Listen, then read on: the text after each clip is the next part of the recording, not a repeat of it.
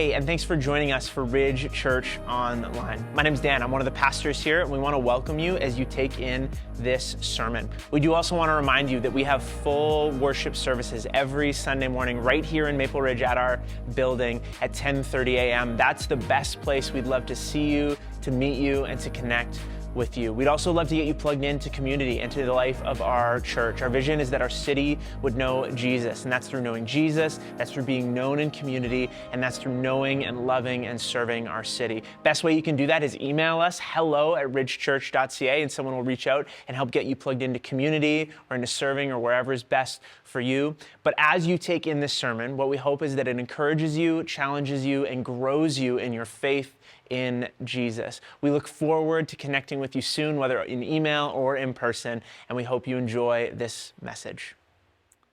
Well, welcome today. So glad that you're joining us again. If you're new, if you're just joining us for the first time, my name is Jonathan. I'm the lead pastor here at Ridge Church, and just want to say to you a special welcome. If you were here last week, you know that we started a new sermon series called How to Be Rich. And last week, if you were here, you know that we talked about what it meant to be rich, and we determined that, in fact, we are rich. Basically, anyone who lives in BC, anyone who lives in Maple Ridge, Pitt Meadows area, even if we're not making a great wage, even if we're not sort of on the high end of the scale, by world standards, the vast majority of us are in the top 4% of wage earners in the world. Of the billions of people in the world, we are in that top 4%, which means that whether it feels like it or not, we are rich. And we talked about knowing that should not lead to feeling guilty or shame, but rather to gratitude. And your assignment this past week, if you did it, was to look around you and to see everywhere God's incredible generosity that He has poured into our lives. In fact, we talked about Jesus' warning and His wisdom that says, if you see the world around you with eyes that see with the generosity that God has given you, man, your world will be filled with light. And so I hope this past week that you just had a chance to look around. I hope your heart was filled with gratitude for just God's incredible generosity in your life. We are rich. But here's the thing about being rich. Just because a person is rich doesn't mean that they are actually good at it, right? I mean, just because a person has or is something doesn't mean that they're necessarily good at it. For instance, I have a skateboard in my garage. But just because I have a skateboard doesn't mean that I am good at skateboarding at all. In fact, even if I dress the part, if I got the baggy pants and the right shoes and the hoodie and the hat, and I mean, it would take a miracle for me to look like a skater. But if somehow, by some miracle, I ended up looking like a skater and I had a skateboard, that in and of itself would not make me good at skateboarding. And the same is true when it comes to money.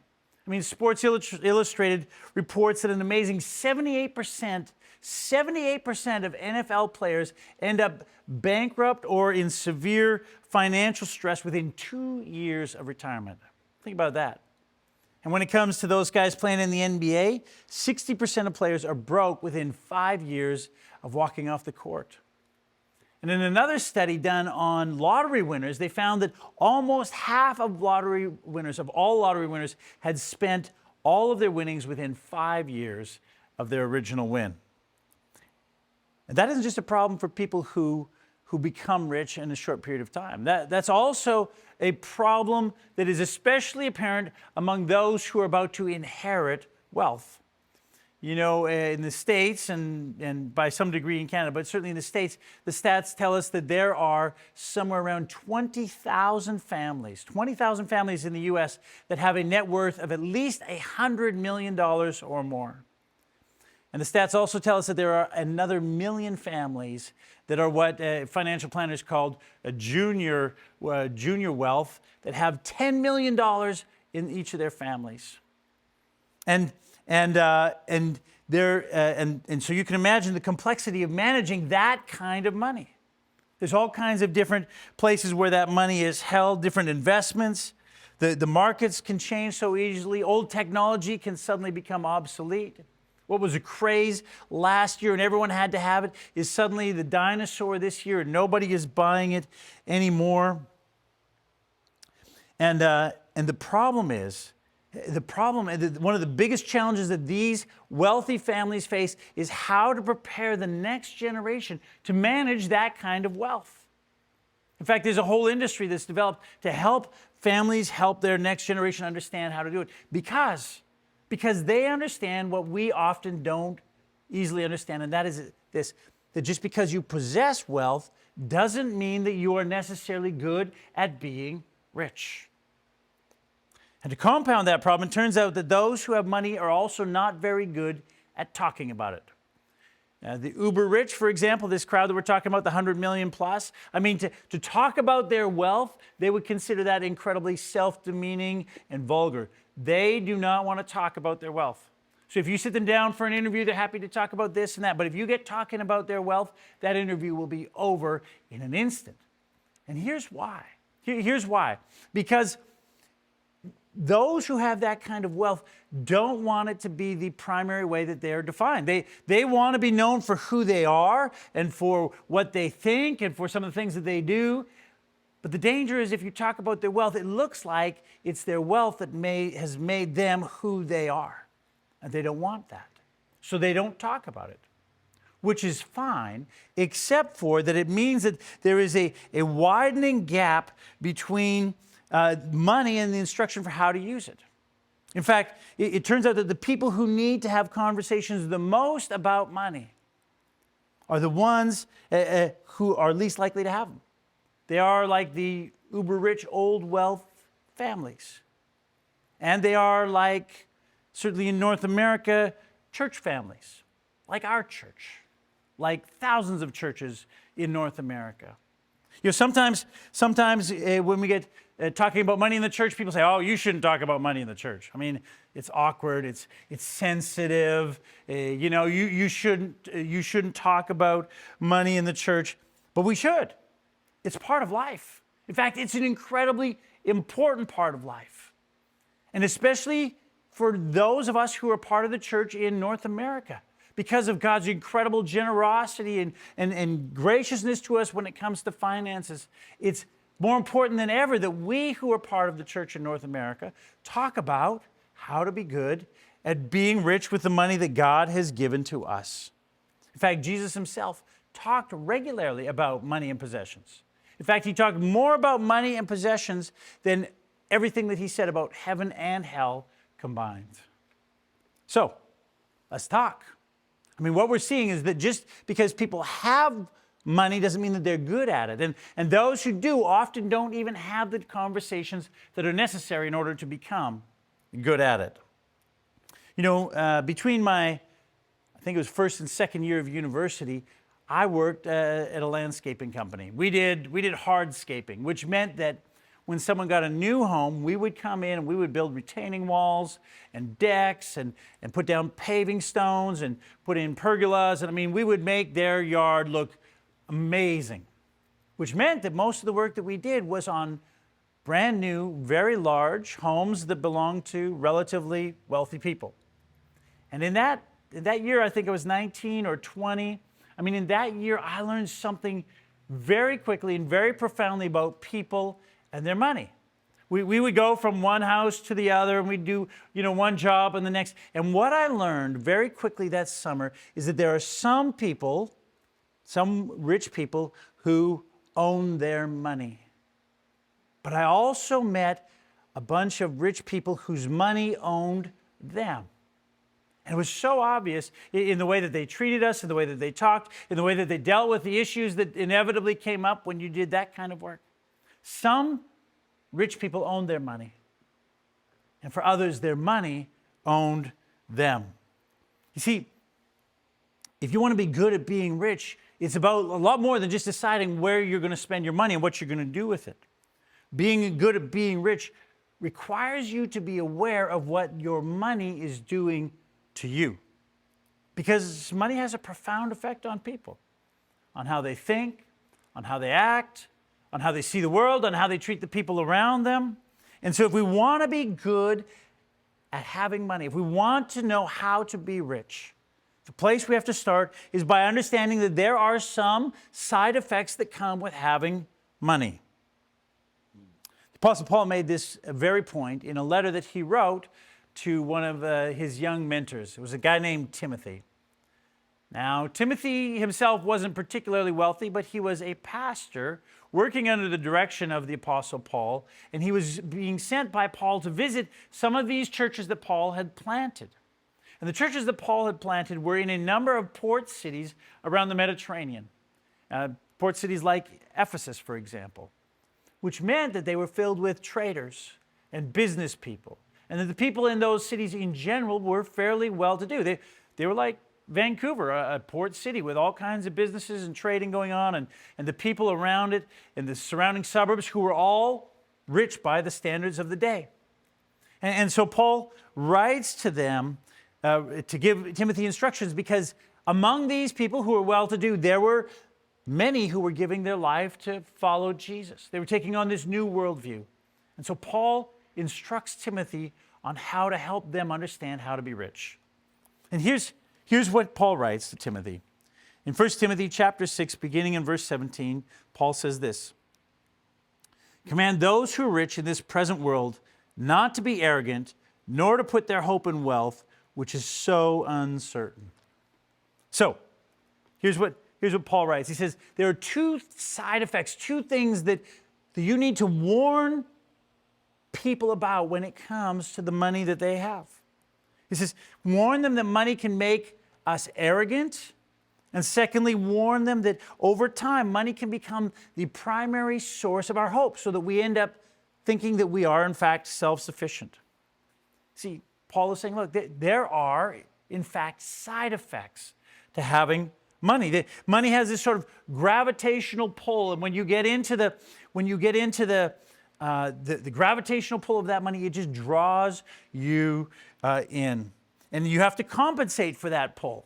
And if you fail to compensate for that pull, then you can end up very quickly, as my landscaping experience taught me, you can very quickly come to see that your money is either owning you or you own your money. So, let's talk about what Paul warns us about. The first thing that Paul warns us about is arrogance. He says, arrogance money can make a person arrogant.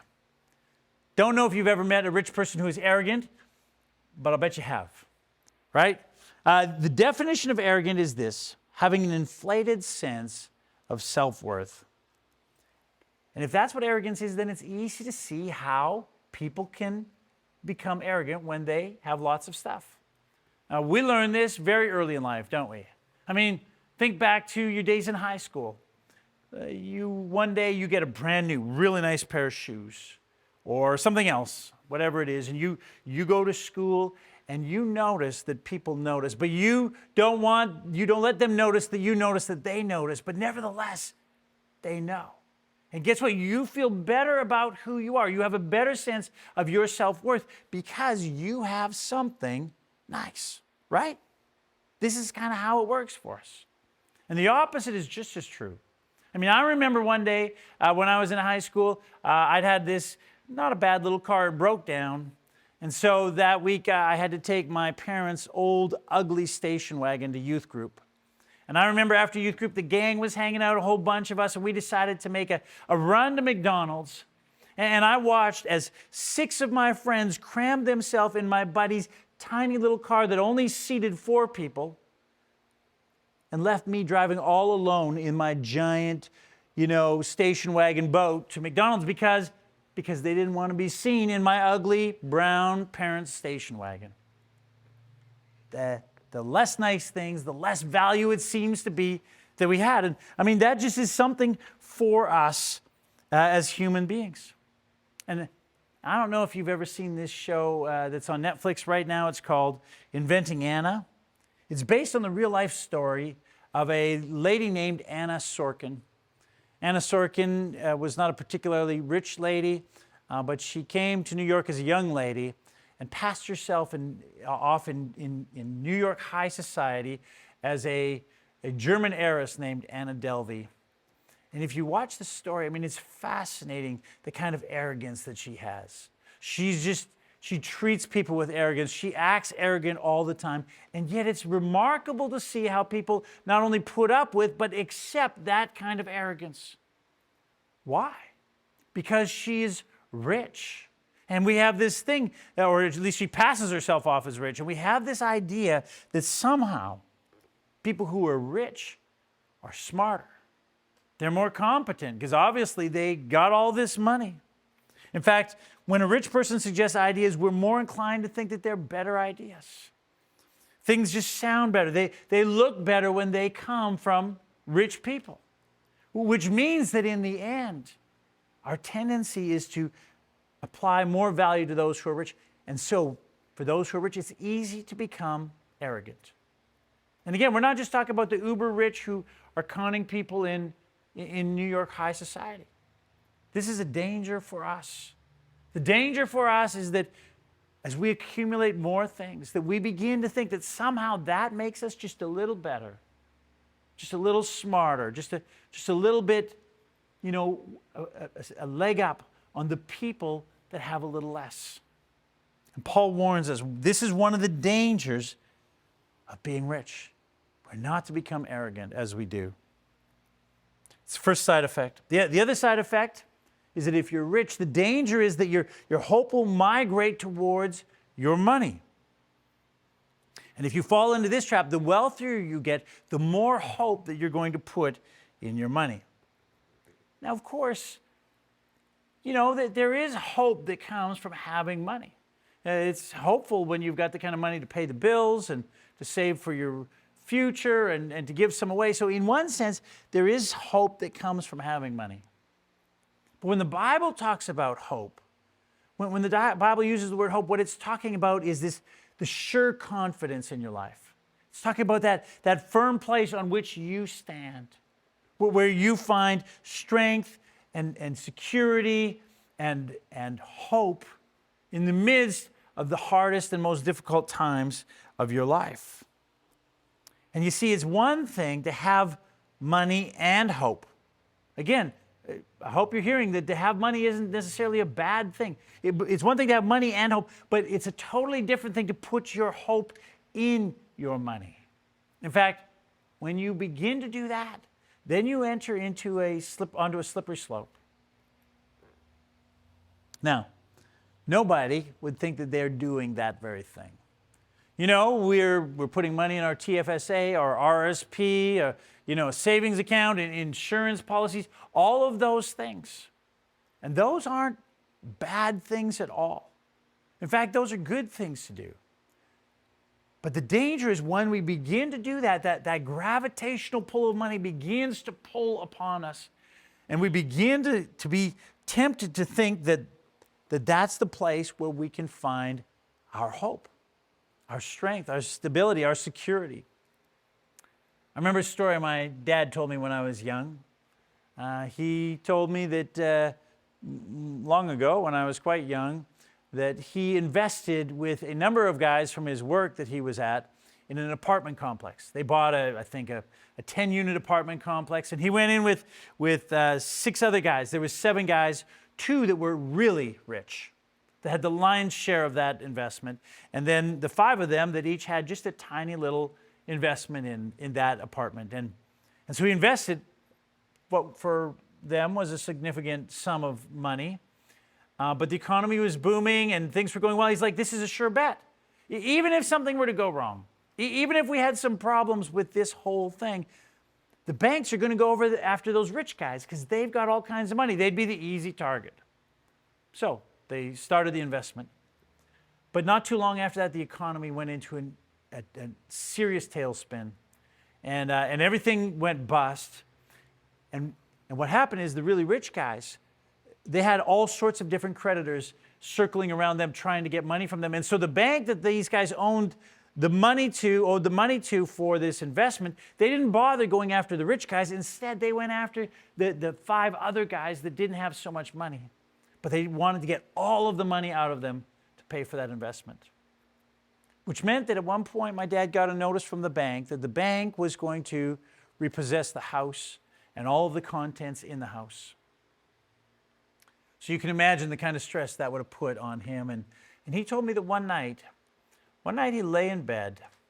And as he lay in bed, he just went mentally from room to room through that house. And in every room he went in, he looked around in his mind's eye and he said, well, they could take that. Would that be a problem? No, they could take that. It would be okay. And they might take that. Yeah, that's okay. And they would take that. Yeah, I'm okay with that. And literally from room to room to room he went. And in the end he said they can have it all. There's a few family photos that they wouldn't want, that he would definitely want. And besides that, they could take it all.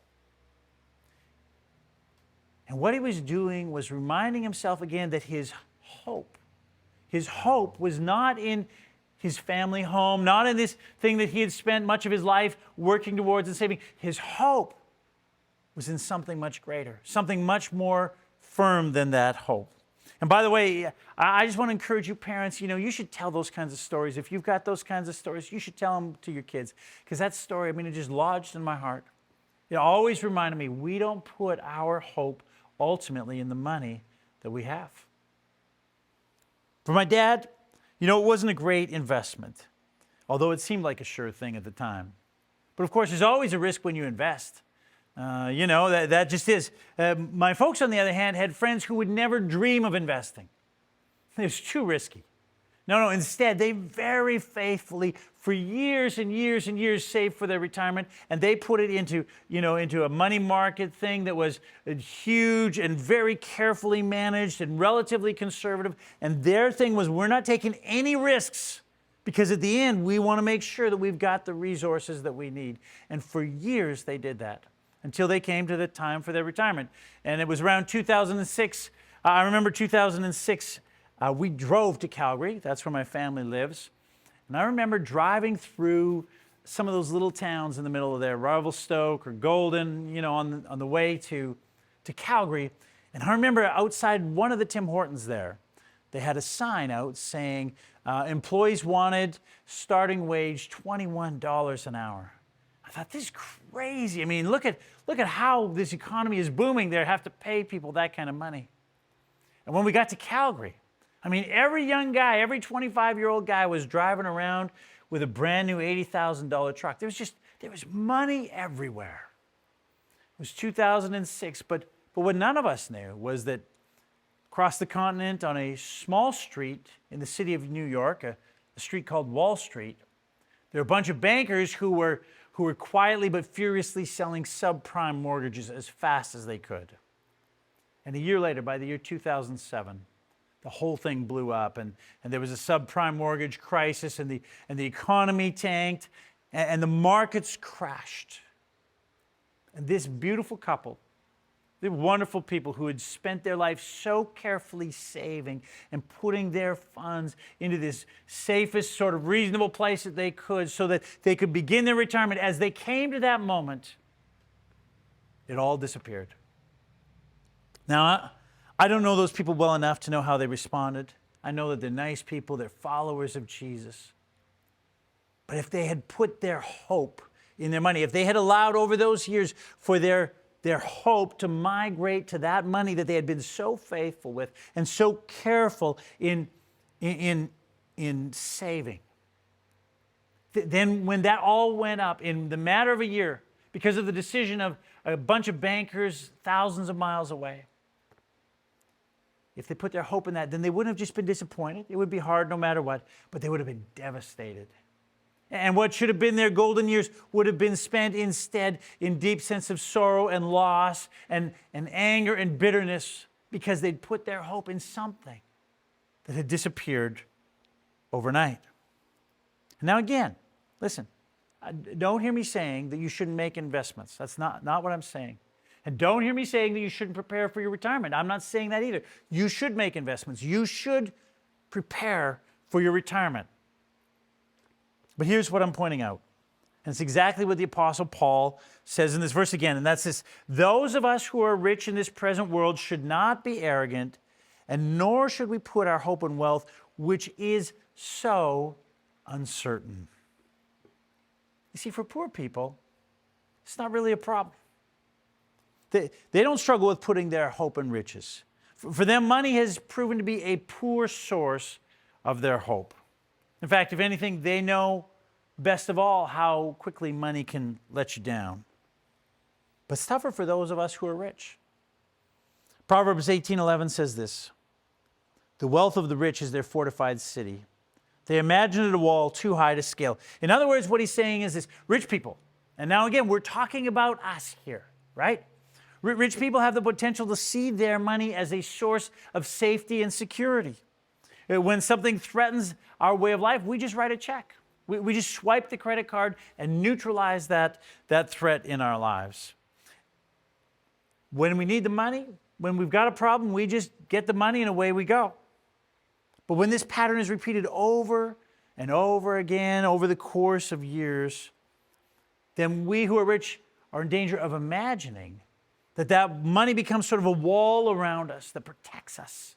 It becomes this sort of fortified city that's invisible, but everywhere we go, it's just like, we got a problem? That's okay. We just put some money towards it, and we'll be able to solve that problem. But when that happens, then our hope mitigates to our money. And when that happens, if our hope is in our riches, then we start to hoard our money. In fact, studies show that the richer people get, the smaller the percentage of income that they're willing to give away. The studies show that people who are kind of median wealth, they give about 6% of their income to charities, which isn't too bad. But the higher you go, the less people typically give, even though they have so much more money. Now, why? Because that's where their hope is. Their confidence lies more and more in the money they have, and therefore they are less and less willing to give it away because they're trying to build this wall higher and higher and higher to protect them. They're building this fortified city, this wall that they imagine is too high to scale. But that's exactly the problem. They only imagine that it's too high to scale. The reality is that no matter how much money you have, no matter how high you build that wall, there's just some things that money can't buy you. There are some things that it won't get. And one of those things is hope in the midst of some of the hardest things in the world around you. Money is simply a bad place to put your hope in. It's just too uncertain. Should we financially plan? Yes, of course. We're supposed to be responsible. We just need to figure out how to do it without putting our trust in our money. The writer of Proverbs says this, "Give me neither poverty nor riches. Give me only my daily bread. Otherwise I may have too much and disown you and say, 'Who is the Lord?' Or I may become poor and steal and so dishonor the name of my God." See, again, money is not a bad thing. I hope you hear that. It's a gift from God. It's God's generous kindness to us. But it just comes with these dangerous side effects. If money were like medicine that they were selling on TV, they always have these ads selling, different kinds of medication. The commercial would be like all those other ones. It would show these pictures of happy couples walking hand in hand in the park, people playing on the beach, some guy with a full head of hair in a convertible with his wife driving down the road with beautiful music playing. But in the background, there would be the announcer warning of the side effects. And he wouldn't be warning about, ruined kidneys or failed heart or rotting stomach. No, instead he would be warning about how money can cause arrogance and how extra precautions should be taken not to offend someone. And he would say that if it was taken for prolonged periods, it may impair your perception and cause your hope to migrate. Now, when the doctor tells you to take a certain medication that has some of those side effects, he or she will often say, "But take it with food. Then it won't be so bad." Or drink lots of water, or take it with milk, or take it before you go to bed, that kind of thing. There is a way to mitigate those effects. And the same is true when it comes to money. Here's what Paul writes again. 1 Timothy again, chapter 6, verse 17. "Command those who are rich in this present world not to be arrogant, nor to put their hope in wealth, which is so uncertain, but to put their hope in God, who richly provides us with everything for our enjoyment." You see, this is the way to offset the effects of wealth. This is how we avoid becoming arrogant and how we avoid having our hope migrate to a different place. It is to put our hope in God. And you've met people like that, haven't you? I mean, I know that I have. These are people who, even though they're rich, never seem to find their hope in their riches. They might be middle class rich. They might be really rich. And they might just be rich in comparison to the rest of the world out there. But no matter how rich they are, they don't trust in their riches. Their hope is in God. And since their hope is in God, they never seem to suffer from that first side effect. They never seem to be arrogant. So, I mean, you can talk to people who are really rich. You can stand in their driveway with their very fine car and their beautiful home right there behind them. And yet, I mean, they're humble and they're thankful and they're generous in heart because they've learned to put their hope in God, not in their riches. Their hope is in God, which means that their hope remains steady no matter the circumstances, no matter whether their portfolio goes up or down, no matter if their business is growing or not, no matter if the stock market is good or bad. Because their confidence is on something much stronger, much more firm, much more stable than their money. Their confidence, their hope is found in God. So the question is, how do they get there? How do they get that kind of hope in God? Where does that come from? And again, Paul tells us next where to get that kind of hope in God. Here's what he says in verse 18. Command them to do good, to be rich in good deeds, and to be generous and willing to share. In this way, they will lay up treasure for themselves as a firm foundation for the coming age, so that they may take hold of the life that is truly life. Here's how you put your hope in God, he says. Do good, be rich in good deeds, be generous, and be willing to share. You see, those are the practical steps. That's what allows us to lay up for ourselves then a firm foundation in the life to come. But he says that's also what allows us to take hold of the life now that is life here. One of the guys that is a mentor to me, he talks about this. He says, look, what's the point of piling up all sorts of money so that you can just pile up more money, so that you can pile up more money so that you can die? The question is, how do you take the generosity that God has already given you so that you take hold of life that is life here and now? And Paul lays out for us exactly how to do that. And that's what we're going to talk about next week. But this week, here's the key. If you want to be good at being rich, then you have to begin by understanding and accepting that the generosity of God in your life, the funds that are there, that the wealth that is in your life comes with these side effects. And if you don't mitigate against those side effects, if you don't be aware of those side effects, then they will begin to form you. Instead of you owning your money will form you. You know, the ironic thing about this all is that the richer you are, the harder it is to be good at being rich. But if you understand that and begin to deal with that, then the result is that you begin to take hold of life that is really life because you end up putting your hope in God. Would you bow your heads with me? Let's pray together. Well, God, we come to you again today. And Father, in some ways this stuff seems so obvious, and yet in many ways it's only when we talk about it that our eyes are open to see, yes, that's true. Yes, I see that in the world around us. And God, maybe we even see it in ourselves. An arrogance, just a subtle arrogance that somehow we think that we're better because we have more stuff than others do. God, forgive us for that. And Father, even more subtle and maybe even more insidious is this thing that creeps into our life that somehow our safety, our security, our hope is found in our money rather than you. God, would you forgive us for that? God, would you remind us again that the only sure hope that we have, the only true place on which to stand is upon you, and that you are a good God, and that you are always faithful, and that you care for us no matter what comes. And so, God, would you help us to be good at being rich? Lord, would you teach us how to be rich? so that, God, we might take hold of this life that is truly life. We pray it in Jesus' name. Amen. Thanks for joining us again today. May God bless you as you continue to seek after him. I want to read for you this verse in closing. It's from Proverbs chapter 3, 5, and 6. It says this: trust in the Lord with all your heart and lean not on your own understanding. In all your ways acknowledge him, and he will direct your paths. God bless you. Have a great Sunday. We'll see you next week.